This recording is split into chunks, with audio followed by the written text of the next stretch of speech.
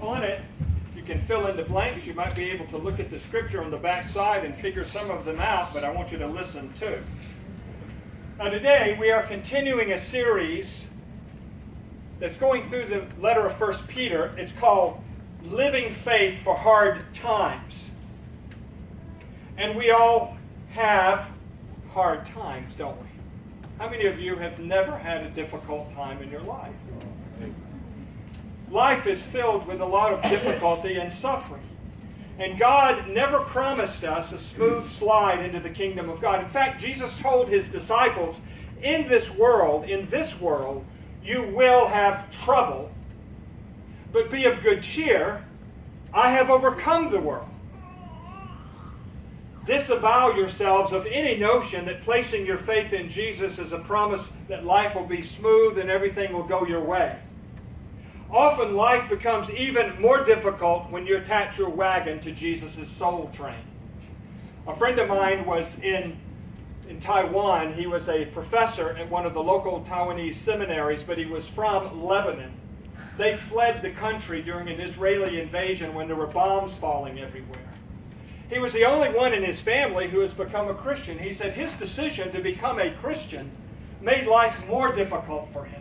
They now live in Australia. They went in Australia. Then he came from Australia to be a professor in a Taiwanese seminary, and he was one of my doctoral advisors when I was doing my doctoral program. But Steve said sometimes because he has made the commitment to Christ, life even got harder. Now the New Testament is filled with admonitions and encouragements that we take opposition as adults, that we learn how to persevere, we learn how to grow in our endurance, we learn how to stand up under hardships, we learn how to enter the fight of our life as good soldiers of Jesus Christ, and that it admonishes us to arm ourselves and be prepared to suffer. That's not something we like to hear. A prosperity gospel that if you just name it and claim it, it's yours, you can be rich, you can have whatever you want, all you got to do is ask for it. That's a very different gospel than the one that Jesus and the early disciples lived out, isn't it? Through the illness that I've had, I've come to become much more aware of other people's suffering and illness. I've always been aware of it, but in a much more existential way. I learned that Bill Lucas has gone through some very difficult days health-wise, and I've asked Bill to come and just talk about that briefly with you this morning.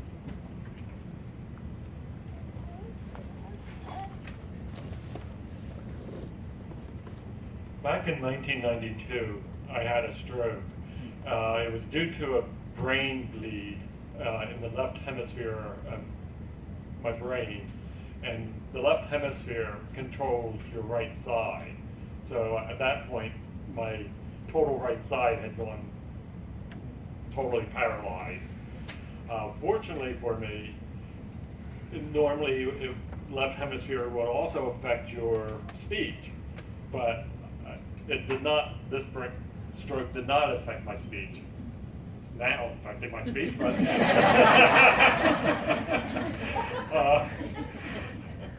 but eventually my movement came back to my arm, but not my leg, so I was able to drag myself to where the phone was and call 911. So after a week in the hospital, because they had to wait for the swelling to go down in my brain, I started to throw blood clots from my leg going up into my lung. So they had to put a Greenfield filter in. So after that procedure, one of the nurses came to me and said, "How can you smile through all that you've been through?" And I said, "Because I know whose hands my life is in." Even though at that point in time I wasn't going to church or anything, I had a good Christian foundation. I'd been Baptist, I'd been Pentecostal, and I'm not sure what else, but at that point. Now you're Methodist. Yes. Hallelujah. Yes. So they, eventually my brain swelling went down and they did the surgery. When I went under, I was told it was going to be a laparoscopic surgery because they had to remove the AVM, the tangle of veins and arteries. Well, when I woke up, they had to drill my skull open and lift it up to get to it. So, they told me they almost lost me at one point, but God brought me through it, and I'm here today as proof of that. Now, last year I had an incident where my blood glucose level went up to 1,034, A1C of 13. And they said I should have either been in a coma or dead. But, the Lord had his hands on me, and I just got my test results back for my latest exam, and my A1C is 6.2, which is back in the pre-diabetes range. So God has blessed me royally. Thank you.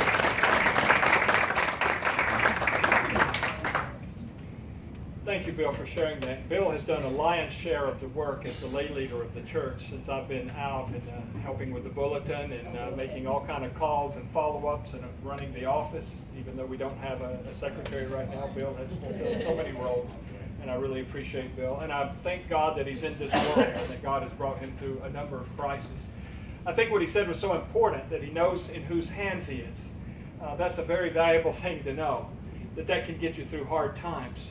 And this letter was written about hard times. So look on your little paper here, and if you're filling in the blanks, the whole letter of 1 Peter was occasioned by difficult days. The letter was written to encourage Christians during hard times. The writer hoped to convey a fitting word for Christians who at that time were already facing public mockings. He talked later in the letter about people may mock you. Social ostracism, because they would not have much to do with Christians. Maybe they would not buy their goods. Maybe they would not shop at their shops. Sometimes it was confiscation of their property, and disdain showed from all sides from their neighbors. The writer reveals the proper way we Christians are to live in this world, given the fact that we're sometimes in a very hostile environment. Not all the time, but sometimes. Especially now in areas of Nigeria where Christian churches are being burned and Christians are being martyred. What posture shall we take as we live and interact in a world that does not yet know and acknowledge Christ? How are we to live then? Should we be angry and vicious towards all those around us? Quite the contrary.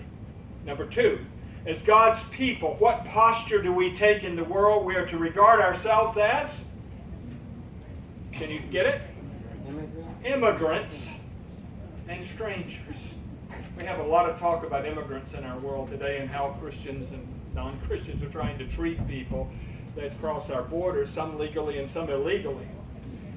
But though we are in the world as strangers and immigrants, we are not defined by the world, because we are here to transcend its horizons and the outlook of this world. We may share many goals that people have around us, that families are loved, that people are cared for, that children are particularly protected, that people are honest and good in their business. And we share that with people all over the world. But we also ascribe to a higher ground and aspire to more lofty principles. How shall we live? Here the writer urges us, we are to live honorably among unbelievers. Before unbelievers, let's live in a way that people would say, we may not like them, but they sure are good people. In fact, one of the ancient pagans said, look how they love each other, these Christians. That's what impressed some of the pagans. We live in a way so that those who see us see something attractive, see something better, something inviting others that will evoke the question, why are you so filled with that kind of peace? As Bill said today, how can you smile through going through what you're going through? How can you be so filled with peace? Why are you so kind to everyone? You don't have a bad word to say about anybody. Why are you so loving to everybody? They will see that you draw from resources that they do not have but would like to have. They see in you something they do not see in others. And what does this lifestyle look like for genuine Christians?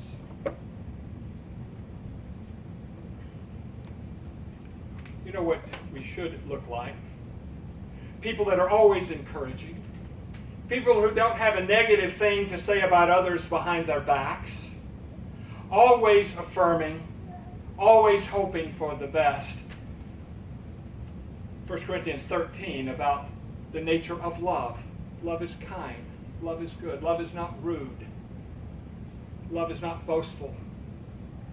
We honor all people as we live in an honorable way. We pay our debts. We deal honestly, and our word is our bond. This is what Jesus said. You don't have to swear on anything. Let your yes be yes, your no, no. We exhibit genuine care and compassion for other people. And we learn how to listen. I mean, really, I had a friend that's on the internet with me, and he said he's recently taken a course on compassionate listening. How wonderful that is if we learn to really listen. I'm usually thinking about what I'm going to say next, or the next joke I'm going to tell. But the fact is, I need to tame that and really listen. And look people in the eye. I'm impressed with people who love children and do whatever's in their power to affirm and love a child. I had some people in my church when I was a kid that were like that, and I think they helped encourage me in art. They encouraged me in my spiritual life. They encouraged me to be who I am because they made much of whatever I did when it was positive, and they said it. And they didn't come down on my head when I was misbehaving. They corrected me in a respectful manner. We love all people. We treat everyone with respect. And that means waiters and waitresses. You know how nasty people can get with people who are serving them because they're a little bit irritated? That means the bank tellers, the checkout clerks at Walmart. Sometimes I'm wondering, why don't they send them to Costco and learn how to do it? But the fact is, learning to respect all people. We can say please. We can say thank you. We can hold the doors for people entering and exiting a department store. Because when we do those little things, we're going around, as Jesus taught us, being the salt of the earth. And people sense something wonderful about us. But we seek to live in such a way that brings honor to God so that, and get this, the next blank, unbelievers too may glorify God. Isn't that interesting? When I preached the other week, I said, isn't our main purpose in life, theologically speaking, is to glorify God and enjoy God? And when people see us, Peter says, and even Jesus said that, they will glorify God. Jesus said, let your light so shine before other people that they would see the good deeds that you do and glorify the Father in heaven. That means we're helping other people find their vocation. We glorify God and enjoy God, and as we do that publicly, it becomes the salt of the earth and the light of the world so that people will see our good deeds, the good things that we do, the demeanor that we have, the attitudes that we project, and they too will glorify God in heaven. If our chief purpose in life is to glorify and enjoy God forever, then how we will work that out, how we manifest that to the world, is for the purpose that others will see concrete expressions of this lifestyle, and they in turn will themselves enter that vocation to glorify God. Now, though we are resident aliens in this world, we still live in it. Every day, I wake up and have to go to the bathroom and then get my clothes on, get a shower. Get a shower, then put my clothes on. I haven't forgotten to order yet. And yet this world that we live in does not define us. Jesus prayed a fantastic high priestly prayer in John 17, just before he was betrayed and arrested. But he had a long prayer that was recorded and put into our Bibles. And in that prayer, he stated several times, as he's praying to God to keep his disciples safe, he said that we are in the world, but we're not part of it. And here's some words that he prayed. They are not of this world, even as I am not of this world. What did he mean? He's not talking about people that are floating around with their heads in the sky, their feet barely touching the earth, and they're no earthly good because they're so heavenly minded. No, certainly not. But we participate in a life that is common to humanity. How? We work, we rest, we eat, we drink, we fall ill and we seek wholeness. We marry and we're given in marriage. We have to take care of children. We take care of aging parents. We have moments of great joy. But in this world, we also have seasons of sorrow. We suffer disappointments and setbacks and times also of great personal victory and elation. We live fully and we live completely in this world just like everybody else. But what Jesus means is that we're not of the world, is that our reason for living does not derive from the systems of this world. The world in its estrangement from God, that estrangement we call sin. That alienation from what our true vocation is, we call sin. That world in its alienation is trying to bid us to a vocation too. It tells us that we are consumers. That our purpose is to buy things. Our purpose is to use them. The world in its alienation from God tells us that we are here and our primary purpose is to decrease pain and increase pleasure.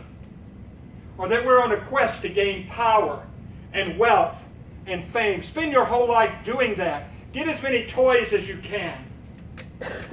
Or that we struggle to maintain a quickly fading youth. You know how many products are trying to say you could be young forever. We know it's a lie. We know that all those creams don't completely work and they don't work forever, and nothing is going to prevent us leaving this world.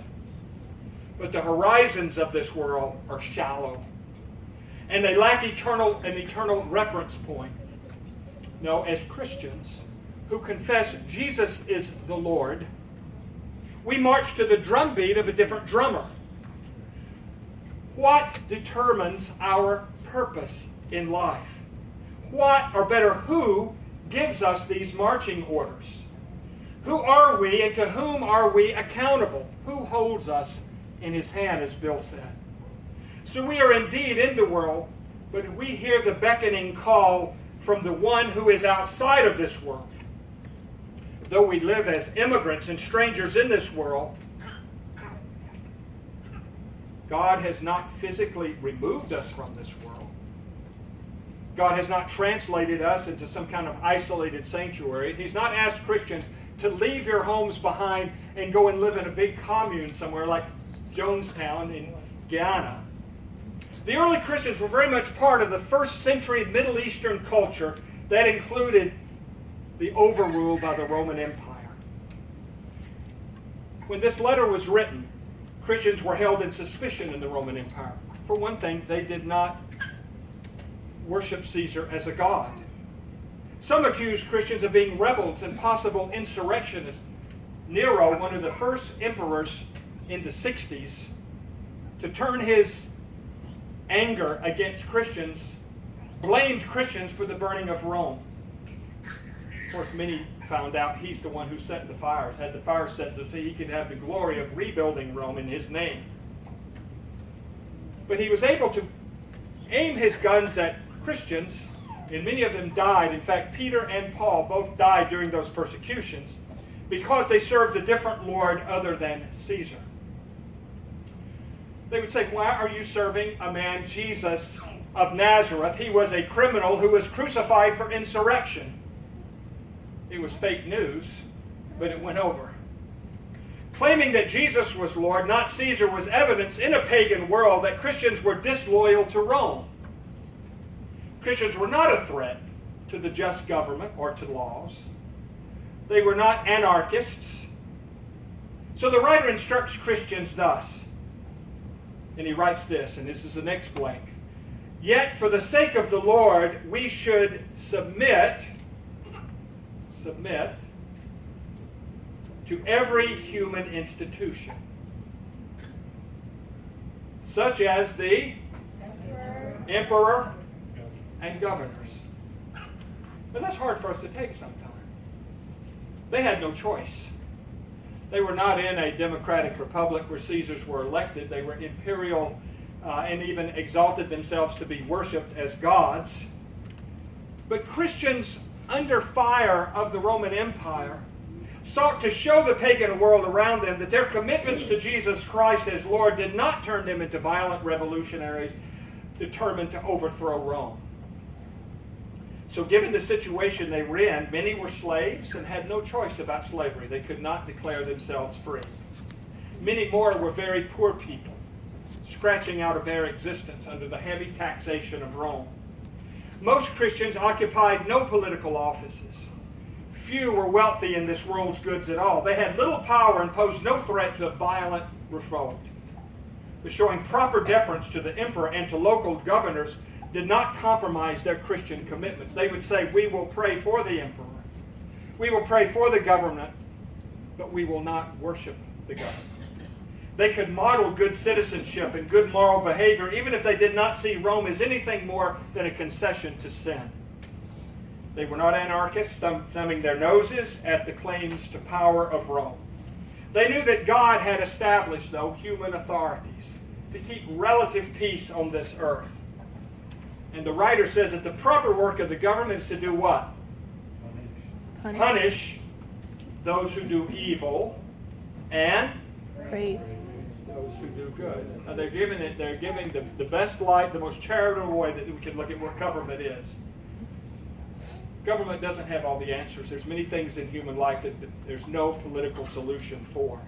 But the government is functioning best if it is keeping rape, murder, theft, bribery, extortion, dishonesty at bay, and it's praising those who do good.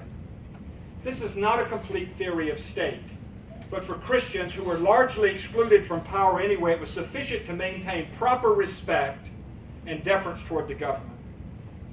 Next week I'm going to talk about husbands and wives and slaves and masters. It's going to really cut across a lot of the things that we like to think about in our modern world. It's very different than their world. But the purpose of however Christians behaved was missionally inclined. That is, the reason was to give evidence to the pagan world that Christians kept just laws, were not rabble-rousers, they were good citizens and could be trusted. The writer 1 Peter put it this way: by doing good we can what? Silence the ignorant talk of foolish people. Break the fake news. Did you know early Christians were castigated and the fake news was all over about Christians? They said that Christians ate babies. Did you know that?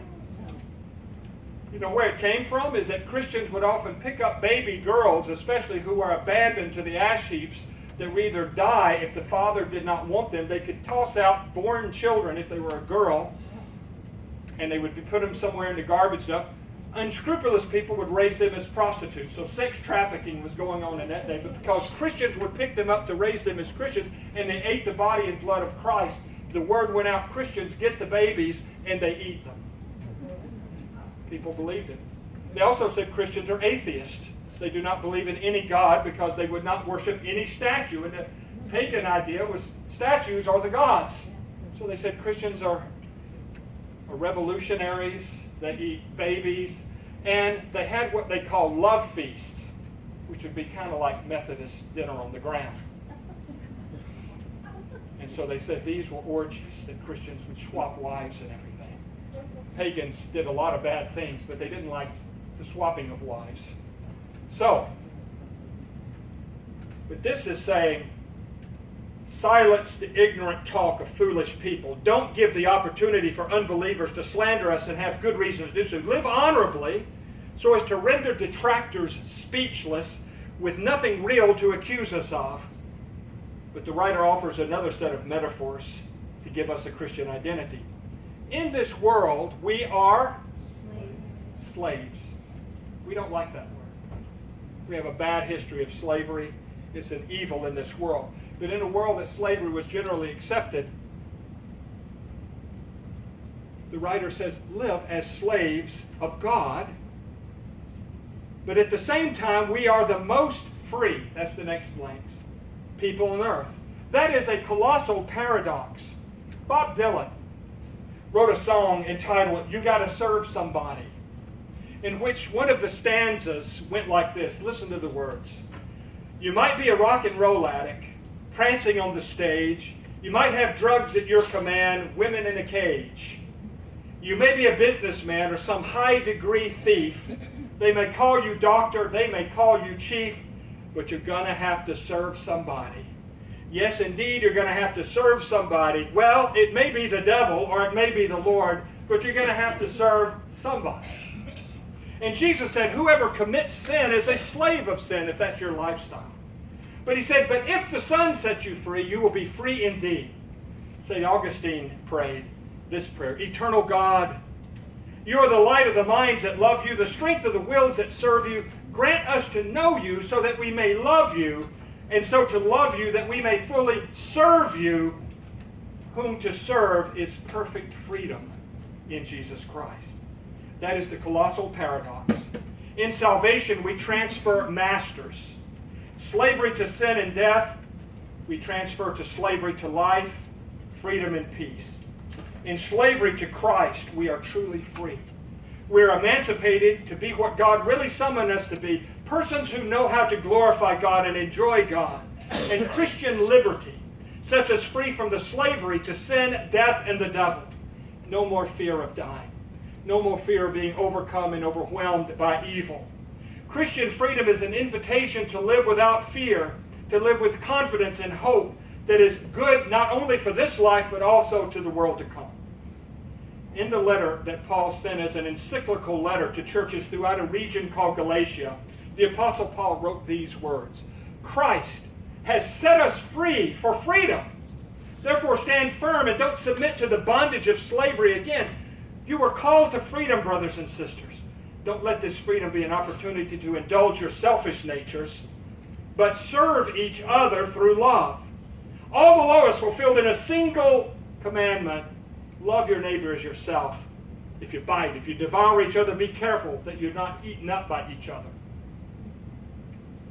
Jesus confers on us a real freedom from slavery, from our lower nature.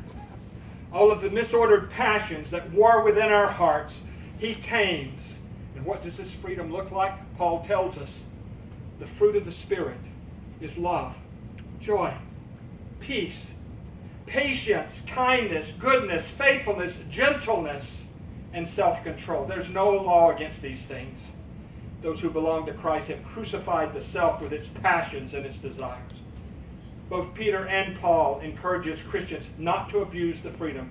Peter wrote, and this is number 8, do not claim our freedom as a cover-up for evil. No, use your freedom to serve Christ joyfully, willingly, because in doing this there's genuine enjoyment, peace of mind, hope for the future, and an experience of the love of God. The writer of 1 Peter brings this paragraph to a close with these words, summarizing how we then should live in several concise, pithy, staccato phrases. He says, honor everyone. Can you do that? Honor everyone. Everyone you meet as a potential child of God, someone that God loves, someone for whom Christ died. Honor everyone. Love God's children. Love God's children. Have respectful fear of God. That's not a craven fear that we're afraid he's going to squash us. It's a respectful fear of God. And in terms of the government, honor the emperor, that is, the human authorities. That, my brothers and sisters, is how we should live in hard times. We live as free people, free to show honor to everyone, free to love everyone, especially God's family. We are to fear God with deepest respect and honor even those powers that work to punish evil and reward the good. Can you say amen? Amen. Let's close.